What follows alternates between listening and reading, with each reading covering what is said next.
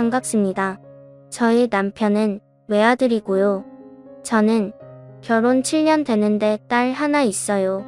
저희 부부는 결혼하면서 바로 아이를 가졌고 이젠 딸아이도 어느 정도 커서 일을 가져볼까 생각 중에도 있었습니다. 그런데 작년 여름에 시어머니께서 말기암 판정을 받으신 지 3개월 만에 갑작스럽게 돌아가시게 되었습니다. 시골에 혼자 계신 시아버지가 늘 마음에 쓰였던 우리 부부는 주말마다 방문했습니다. 시아버지는 시어머니를 갑자기 잃은 큰 슬픔에 많이 우울해 보셨습니다. 한참 이쁠 소녀를 보면서 잠깐이라도 슬픔을 잊으시는 것 같긴 했지만 마음이 많이 아팠습니다. 그래도 거리도 만만치 않았지만 다녀오고 나면 조금만 편했습니다. 하지만 늘 떠나올 때에 아쉬워하는 시아버지 모습이 안쓰럽게 느껴졌습니다. 그래서 추워지기 전에 아무도 없는 집에서 홀로 남아 우울해하시는 시아버지를 저는 남편과 상의 끝에 저희 집에서 함께 살자고 했고 남편은 어려운 결정해줬다며 많이 고마워했습니다. 시아버지께도 아까를 말씀드렸더니 흔쾌히 고맙다며 늙은이가 짐이 되어서 미안한다고 하셨습니다. 그리고 더 추워지기 전에 저희 부부는 시아버지 모셔오게 되었습니다. 시아버님은 함께 살기 시작하면서 저희 딸과도 잘 놀아주셨고 종종 환하게 웃으시며 행복해하시는 것 같았습니다. 저도 이렇게 아침 저녁으로 가까이에서 챙겨드릴 수 있어서 한결 마음이 편했습니다. 그리고 딸아이 아침 등원도 하원도 아버님께서 손수 맡아서 해주셨고 딸아이도 할아버지를 잘 따랐습니다. 그래서 저도 서서히 일을 알아보려는 욕심도 생겼고 그저 아버님께 울려 감사했습니다. 그러던 어느 날 남편이 출장 가게 되었다면서 2박 3일 일 정량으로 혼자 아버님을 모시게 해서 미안하다며 중국으로 떠났습니다. 그리고 최대한 빨리 끝내고 돌아오겠다는 말도 잊지 않았습니다. 하지만 저는 이미 시아버님이 그리 불편하게 느껴지지 않았기에 걱정 말고 일 잘 끝내고 잘 돌아오라고 했고 남편을 보냈습니다. 똑같은 일상이었습니다. 아버님께서 딸을 등원시켜주시고 헬스를 하시고 수영도 하시고 동네 기원에 들러서 바둑을 두신 후에 새롭게 사본 친구분들과 점심을 드시고 딸아이를 하원시켜서 집으로 데리고 오셨습니다. 이틀은 그렇게 빠르게 지나갔습니다. 그런데 출장 마지막 밤 저녁 식사 후 딸아이를 시켜서 재워놓고 아버님께 인사를 드리려고 노크를 하였습니다. 그런데 방 안에서 시어머님의 사진을 들여다보며 슬픔에 잠긴 시아버님을 보게 되었습니다. 순간 알 수 없는 연인을 느꼈습니다. 아버님, 어머님 생각 많이 나시나 봐요. 오늘 저라 위스키 한잔 하시겠어요 했습니다. 시아버님은 그래, 오늘은 좀 마셔야 잠이 올 것 같다. 한잔 하자구나 하셨고요. 시아버지와 저는 한두 잔 위스키로 홀짝이며 시어머니와 관련된 추억을 회상하면서 많은 이야기를 나누게 되었습니다. 시아버님, 결혼 당시에는 연애라는 게 흔하지 않던 시대였답니다. 시아버님은 대학 시절 좋아하던 여자가 있었고 집안의 격차로 헤어지게 되었답니다. 그러던 중 시어머니과 인연이 닿아서 선을 보게 되었답니다. 그 당시 시아버님은 공직에 있으셨군요. 시어머님의 약대를 막 졸업한 여대 졸업생이었답니다. 그런데 시아버지께서 시어머니가 그리 마음에 들지 않으셨답니다. 또한 시어머니도 시아버지를 별로 내펴하지 않으셨답니다. 하지만 어른들의 추진으로 아버님과 어머님 결혼을 하셨답니다. 같은 지역에서 오랜 기간 지방 간에는 친분이 있는 상황이었답니다. 그래서 살면서 정이 들었고 시어머니께서 잘해주시니까 고맙고 미안했다고 합니다. 약대를 낳은 시어머니께서는 약국을 차리셔서 자기 일이 있으셨지만 출장이 잦아서 늘 미안했던 희아버님이셨는데 항상 불만도 없고 내조를 잘해주신 시어머니셨더라고요. 이제야 생각하니 잘해준 게 없었다고 속상하다고 하셨습니다. 그래서 지금 이렇게 마음에 걸린다며 눈물을 보시더군요. 저는 시아버지를 조용히 안아주셨습니다. 그러면서 아버님을 토닥이다가 아버님과 포옹을 떼었는데 묘한 분위기 쌓이게 되었습니다. 이미 술은 취해서 다른 생각이 나질 않았습니다. 그냥 그대로 우리들은 실수해버렸습니다. 다음날 저는 시아버님께 어젯밤은 실수였다. 다시는 이런 일은 없을 것이라고 말씀을 드렸습니다.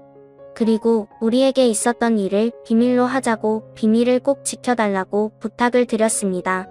아버님도 동의해 주셨습니다. 남편의 약속대로 출장 스케줄을 끝내고 돌아왔습니다. 남편이 돌아온 후 저희 생활에는 큰 변화가 없었습니다. 그런데 그 일이 있은 한 달 후 남편 의식이 있어서 좀 늦는다고 연락을 받고 시아버지와 딸과 저녁 식사 후 설거지를 하는데 누군가가 갑자기 우리를 안았습니다.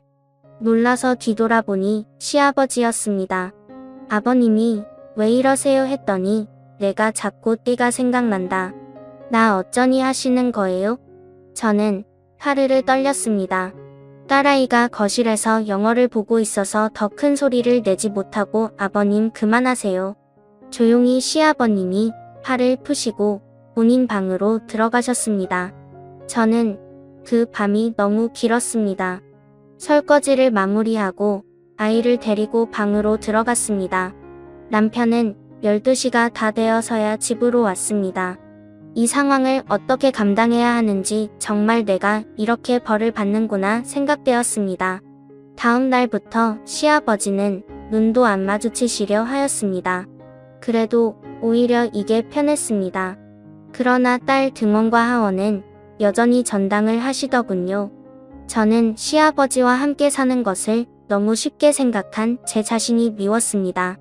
하지만 시간이 지나면 묻힐 거라고 제 스스로에게 안심을 시켰습니다. 시아버지는 어느 날 몸이 안 좋다면서 딸아이만 등원을 시키시고 집으로 돌아오셨습니다. 저는 그 틈을 타서 청소기를 돌리고 있었고요. 그런데 시아버님이 제게 오시더니 청소를 대신해 주겠다며 제 손목을 잡으셨습니다. 저는 그 상황에 너무 불편해서 손을 뿌리치고 나와버렸습니다. 제가 진짜 벌을 받아 마땅한 일이지만 남편에게만큼은 비밀로 하고 싶었습니다. 그런데 이런 현실에 지쳐갑니다. 주말에 남편이 바람을 쐬러 가자고 했습니다. 몸도 마음도 불편했지만 남편이 모처럼 시간을 냈다고 했기에 딸아이와 아버님도 함께 시외로 드라이브를 갔습니다. 우리는 잘 꾸며진 잔디가 있는 음식점에 다 밥을 먹고 돌아오는 길에 작고 예쁜 카페에 들러서 차도 마시게 되었습니다. 딸아이와 시아버지가 사진을 찍는다며 카페 밖으로 나가고 저와 남편이 단둘이 남겨졌습니다. 남편이 말하더군요. 힘들지 여보 그리고 정말 고마워 그리고 잊지 않을 때 앞으로 더 잘 알게 저는 그만 그 자리에서 목이 메어 울어버렸습니다. 제가 무슨 염치로 어떤 말을 하겠어요. 아니 전 괜찮아요 여보가 밖에 할 말이 없었습니다. 저는 시아버지를 이제 그만 모셨으면 한다는 이야기를 하려고 기회만 보고 있었는데 남편이 저리 나오니 저는 어떻게 하나요? 그리고 요즘 들어서 시아버님은 운동을 더 열심히 하십니다. 늘 하시던 수영과 헬스에다가 주말에는 등산도 다녀오십니다. 그러시면서 늙어서 내가 아프면 너희들 고생시키는 거라고 하십니다. 시아버님은 남편에게도 운동을 권하시지만 너무 바쁜 남편은 밤늦게 들어와서 새벽이면 출근을 하니 보통 운동할 시간이 없다고 합니다. 남편의 이렇게 건강관리 힘쓰시는 시아버지를 존경한다고도 하네요. 이런 부자 사이에서 제가 어떻게 시아버님을 떼어놓을지 기회가 안 생깁니다. 아버지가 떨어져 살며 제가 숨을 좀 쉴 것 같은데 말입니다. 물론 이 무거운 죄책감은 평생을 안고 살아야겠죠. 시아버님은 어떻게 이렇게 뻔뻔할 수 있는지 저녁 준비를 하고 있으면 아무렇지도 않게 제 앞에 오셔서 제 엉덩이를 만드시면서 저녁 메뉴를 물어보십니다. 딸아이는 제가 소리 지르면 드릴 만한 공간에 함께 있는데 시아버님이 원하지 않는 스킨십은 계속됩니다. 저는 남편과 이혼하고 싶지 않습니다. 그런데 이대로라면 말을 해야 하고 같은데 남편에게 말하면 믿어줄지도 의문이고 막상 이 일로 이혼을 하게 되면 우리 딸아이는 어떻게 될지 정말 힘이 듭니다. 제가 어떻게 하면 시아버지로부터 벗어날 수 있을까요? 너무 양심 없는 거 알지만 가정도 지키고 싶습니다. 그런데 방법이 없습니다. 도와주세요. 다음 사연입니다. 안녕하세요. 40살 결혼 12년 차이고 초등학교 아들 하나 있는 엄마예요. 시어머니는 일 때문에 아들 하나만 낳은 저에게 몇 년째 계속 둘째를 낳으라고 매날 욕을 하셨습니다. 애 낳기 전에 아들거리셔서 떡두꺼비 같은 아들 낳아줬더니 하나는 외롭다며 둘째를 낳으라고 하시네요. 이 욕심이 있던 저는 사정을 말씀드려도 소용없어 심적으로 힘든 나머지 시댁에서 1시간 거리 떨어진 경기도 외곽으로 이사왔습니다. 회사가 멀어져 출퇴근은 힘들었지만 마음은 좀 편했네요. 남편은 저 때문에 자기 엄마랑도 떨어지고 회사를 하고도 멀어지니 한동안 불만을 달고 살았습니다. 그렇지만 아파트 대출이자도 적게 나가고 공기 좋고 자연 친화적인 곳에서 사니 바로 적응해 나가더라고요. 대신 한 가지 딱 거슬리는 부분은 해결될 기미가 안 보였습니다. 바로 옆집의 요란한 소음이었습니다. 이사온 날부터 며칠 동안 계속 부부싸움 소리와 물건 부서지는 소리에 오는 소리에 밤에 잘 수 못해요. 경비 아저씨께 여쭤보니 하루 이틀 된 일이 아니랍니다. 이웃들도 처음에 신고로 대응하다가 지금은 집값에 자칫 영향을 끼칠까 모른 척하며 지낸다 하네요. 전에 살던 집주인도 한참을 시달리 다 저희에게 전세를 주고 나갔다 해요. 남편은 허구온 날 옆집의 시끄러운 소리에 진짜 못 살겠네. 주인한테 이거 얘기해야 하는 거 하며 짜증은 냈지만 저는 집의 문제도 아니고 옆집 가정 불화 문제를 집주인 이 분수로 해결해 그나저나 입집 여자 안 됐다 하며 좋게 말하고 참자고 했죠. 몇 번 우연치 않게 오다가가 옆집 여자를 봤는데 얼굴이 어둡고 몸이 안 좋아 보이긴 했습니다. 말을 붙일까봐 괜히 오지랖 떠는 것 같아 말았어요. 그런데 어느 날 애숙집 와주고 재운 후 저희 부부도 침대에 누웠을 때 다급하게 벨 누르는 소리와 문 두드리는 소리가 났습니다. 무슨 일인가 싶어 저희 부부는 거실로 나갔고 제가 인터폰으로 확인해보자 옆집 여자가 살려달라고 온 힘을 다해 저희 집에 요청하고 있었습니다. 저는 남편한테 어떻게 하지 남편은 시끄러운 일에 휘말려서 좋을 거 없어 그냥 모른 척 하자.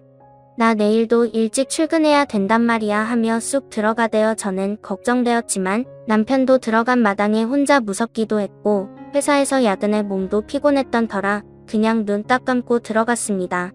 이불 속에서 숨죽여 있는 동안 경찰차 소리와 구급차 소리가 오고 가며 아파트가 소란스러워 있네요.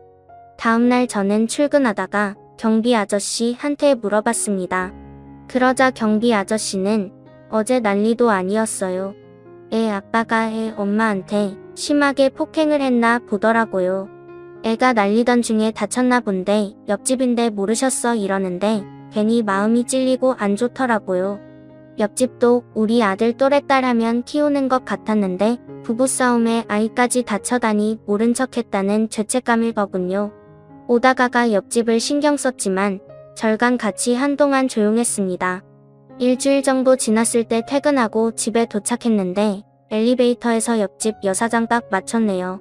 아마 그날 다친 듯 팔깁스를 하고 있더군요. 기분 상이었던지 여자는 저를 노려보는 것 같았지만 제가 시선을 느끼고 마주보자 말을 걸었습니다. 얼마 전에 이사 오신 저희 이웃분 맞으시죠? 저번에 제가 문 두드리는 거 모르셨어요? 인사폰 받는 소리가 나서 도와주실 줄 알았거든요. 원망이 섞인 옆집 여자의 말을 전 무조건 놀랍과 자갓댔습니다. 아이 얘기를 들었다며 아이는 괜찮냐고 말을 돌려 물었죠. 옆집 여자는 유감스럽게 말했네요. 저을 막아주려다 머리를 좀 다쳐서 병원에 입원했어요. 못난 부모 만나 마음도 많이 갇힌 것 같아 정신과 치료도 같이 받기로 했네요. 입집 여자의 남편은 경찰에서 가정폭력 혐의로 접근 금지 명령을 받았지만 불안하기만 하다 하면서 눈시울을 붉히는데 같은 여자로서 마음이 짠하더군요. 여자 팔자 뒤움밭 팔자라고 남자 잘못 만나면 인생절이 꼬이니 제 처지와 비교되며 전 행복하다고 느꼈네요. 그런데 엘리베이터에서 내리자 시어머니가 문 앞에 계시더라고요. 어머니 어떻게 연락도 없이 오셨어요? 하니 시어머니 한숨을 길게 쉬며 다들 바쁜지 연락이 안 돼서 너희 퇴근 시간에 맞춰 무작정아 기다리고 있었다. 다음엔 집안에 들어와 있게 비번 좀 다오하며 요구하시더군요. 제가 일단 모른 척하며 들어가자 하지 옆집 여자가 말을 끼어들며 안녕하세요. 언니 시어머니신가 봐요. 저 옆집 살고 있거든요. 저희 집 낼 사람이 있으니까 벨 누르시고 저희 집에 계시다가 가세요라고 싹싹하게 되었는데 아니 언제 봤다고 제게 언니라고 하는지 당했네요. 저보다 어린 것 같긴 했는데 오늘 처음으로 말 섞어봤는데 언니 동생 할 사이는 아니지 않나요? 우리 며느리보다 젊어 보이는데 사람 참 살갑네. 혹시 저녁밥 잡수셨어? 안 먹었음 반찬 넉넉하게 만들어 왔는데 같이 먹어요 하시는데 옆집 여자 기다렸다는 듯 덥석 감사하다고 말하며 저희 집으로 들어왔습니다. 얼마 안 가 남편도 도착했고 어머님과 옆집 여자를 보고 덩달아 당황했지만 내색 않고 다 같이 식사를 했습니다. 시어머니가 우연치 않게 옆집 여자 핸드폰 액정을 보고 딸이에요. 딸이 참 야무지게 생겼네. 요새 딸바 보는 말도 있다며 아들 녀석은 장가가면 소용없긴 하지 우리 애들도 딸 하나 더 있음 참 좋을 텐데 하며 저를 보시는데 간만에 아이 문제로 곤욕스럽게 만드시더군요. 그것도 옆집 녀석 앞에서요.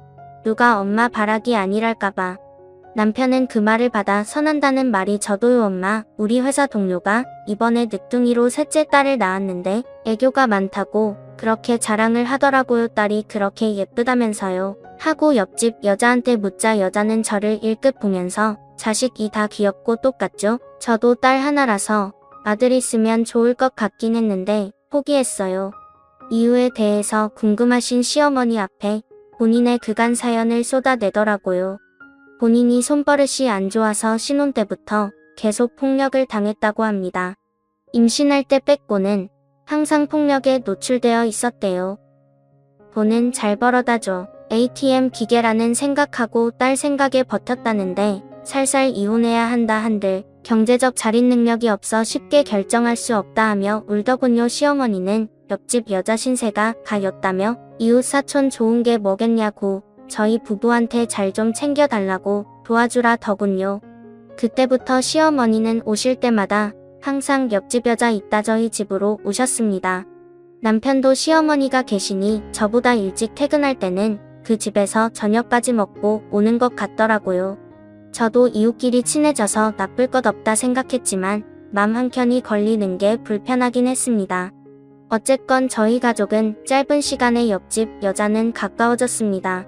시어머니의 아바타인 남편은 어디 놀러갈 때나 외식을 하러 갈 때도 옆집 여자와 딸을 챙겼어요. 언젠가 옆집 여자의 딸이 깜찍한 말을 하더군요. 할머니랑 아저씨가 우리 할머니 고 아빠였음 좋겠어요 라고 하는데 아무리 어린 아이지만 제 입장에선 살짝 불쾌하더라고요. 아이가 하는 말이니 애써 넘기긴 했지만 선을 그을 필요가 있다고 생각했습니다. 저는 남편한테 당부하며 우리 옆집 여자랑 거리 좀 두자. 만난 지 얼마 안 되기도 했고 그녀에 대해 많이 아는 것도 아니잖아. 남편 그렇게 사람을 못 믿냐며 저보다 옆집 여자를 더 두둔하더라고요. 제가 성질을 내고 몇 번 더 얘기를 알아먹게 하고서야 남편 대우수 구하고 알겠다. 미치로 회사에서 근무하고 있는데 시어머니께 연락이 오더라고요. 아버님, 제설아 좀 일찍 와 준비하라 있습니다. 하필 미치로의 승진 심사가 있었는데 그날은 저희 팀에서 준비한 프로젝트 최종 점검회가 있는 날이었습니다. 저는 남편한테 사정 얘기를 하고 이해해달라고 얘기한 뒤 시어머니의 독촉 전화를 신경 쓰고 싶지 않아 아예 전화를 꺼버리고 일을 했습니다. 그만큼 그 일은 제 승진에 사활 이걸린 중요한 문제였어요. 보랴보랴 겨우 다 끝내고 전화비를 켜보니 연락 자체가 났더라고요. 많이 서운하셨나 싶어 뒤늦게 죄송스러움을 안고 시댁에 갔습니다. 그런데 먼저 와있던 동서가 제게 의문의 눈짓을 하더군요. 뭔가 했더니 어머 세상에 그 옆집 여자가 저희 시댁이까지 와서 오지라 벌크 제사 음식을 몽땅 준비했던 겁니다. 동사도 워킹맘이라 예정 시간보다 좀 늦게 왔는데 이미 그 여자가 와서 제사 준비를 다 끝낸 터였대요. 시어머니는 제사가 끝난 뒤 옆집 여자의 손을 잡으며 고마워하더군요. 아이고 오는 수고 많이 써요. 며느리 둘이는 것보다 애기 엄마가 훨씬 든든하네. 아들 하나만 더 있으면 며느리 맞은 딱인데 아까워 죽겠어라고 하니 옆집 여자가 한다는 말이 저 이제 남편이라고 완전 이혼했어요. 나중에 좋은 사람 있으심 소개시켜주세요. 어머니라고 말하자 시어머니는 그런 쓰레기라 이유 잘했다고 얼른 좋은 사람을 알아봐야겠다며 오지랖을 띄셨네요.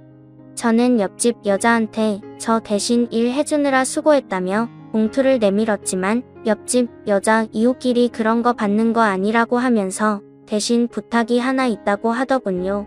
결혼하고 새 출발하고 싶은 마음에 실은 인테리어를 새로 하기로 해서 머물 곳이 필요해요.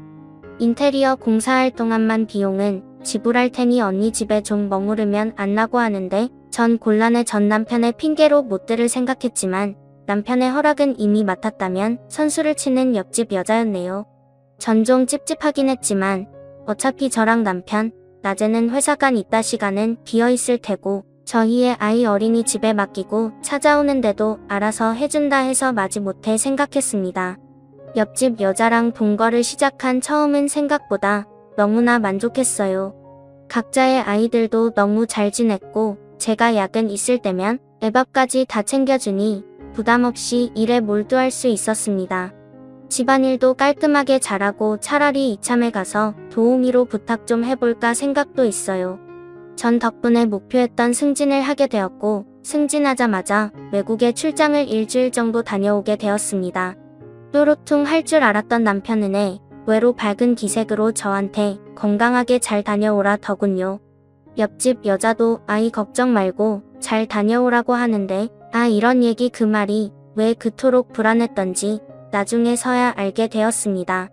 전 외국에서 회사에 대해 일절 마친 후 비행기 오버부킹으로 직항을 타게 되면서 예상 시간보다 일찍 한국으로 도착하게 되었어요. 손에는 연세점에서 산 남편과 옆집 아이들 선물이 치워져 있었습니다.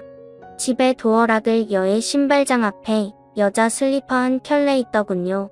그때 새벽 5시였는데 어째서 제 것이 아닌 여자 슬리퍼가 거기 있었던 걸까요? 이상하게 집의 공기마저 묘하게 달라짐을 느꼈습니다.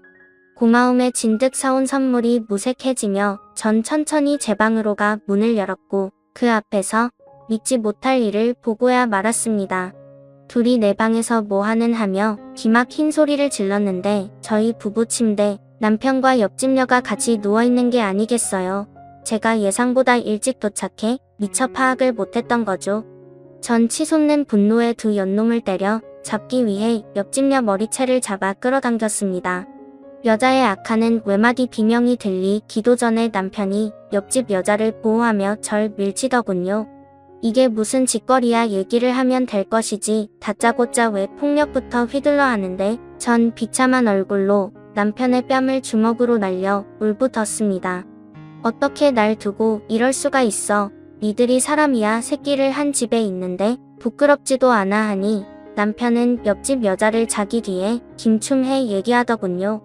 미안하긴 한데 기왕 이렇게 된 거 부끄럽지 않기에다 이 여자는 잘 살아보고 싶어. 당신은 어차피 가족보다 일이 더 소중한 여자야. 당신은 그렇게 좋아하는 일 평생 하면서 살아라. 나도 우리 태어나라의 재롱 좀 보면서 가족 행복 느낌이라 더 살게 하며 옆집 여자가 임신했다.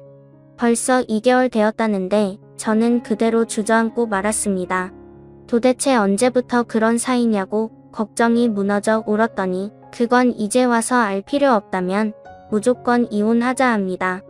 옆집 여자는 뻔뻔스럽게 입을 놀리더군요. 언니가 싫어하시는 제사나 집안에 아이 낳는 것까지 제가 책임질 테니 언니가 가정 그냥 쳐주시고 원하는 것 찾아가세요라고 하는데 저 부려 우 같은 년을 잡아서 치기 위해 덤벼들었으나 남편의 제지에다가 떨어져 한없이 울기만 했습니다.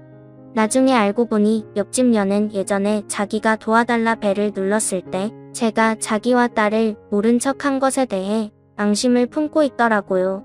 남편이 중간에서 무슨 말을 했던 모양입니다. 정작 모른 척하자 그런 건 남편이었는데 아기사 옆집 여자는 어차피 스스로에게 가정 배선 핑계며 변명 이뿐일 텐데 그 여자한테는 제가 그런 여자란 게 밤이 편하겠죠. 사이에 시어머니가 연락이 왔더라고요.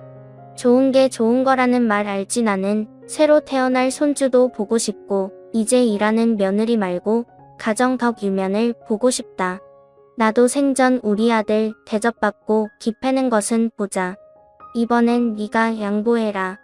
뭘 양보해요. 제 가정을요. 어머니한테 가정이 굳기 양보가 되는 건 가요. 그래도 어쩌겠니. 애까지 가진 마당에 네가 물러서야지. 나한테는 손귀한 집안의 둘째 품은 귀한 아이다 하시는데 저는 싱호를 비웃었네요. 저 죽어도 이혼 못해 죽어요. 그냥 평생 참냥꼬리표로 살게 해줄 거예요. 이거 다 녹음되고 있으니 어머니는 이혼 종용하신 걸로 제게 위자료 주실 각오나 하세요. 마침 곁에 계신 친정엄마도 전화 빼서 시원하게 욕 한 사발 해주고 끊어버렸습니다. 저는 변호사를 선임해 남편과 상가녀 시어머니까지 피해보상 위자료 청구 소송을 진행했습니다. 어차피 그지들이라 분할 재산도 없었던 이것들은 이혼도 못하고 생위자료만 뺏기게 생겼으니 서로 탓하고 난리도 아니더라고요. 셋이 모이니 생각보다 거액기 위자료에 즐겁게 했는지 나중엔 잘못했다고 저랑 다시 합치고 싶다는데 알같지도 않으면 씹어 먹어버렸습니다. 제 어디야머 실컷 당해보라지요. 아이도 사생화로 만들어버릴 거예요.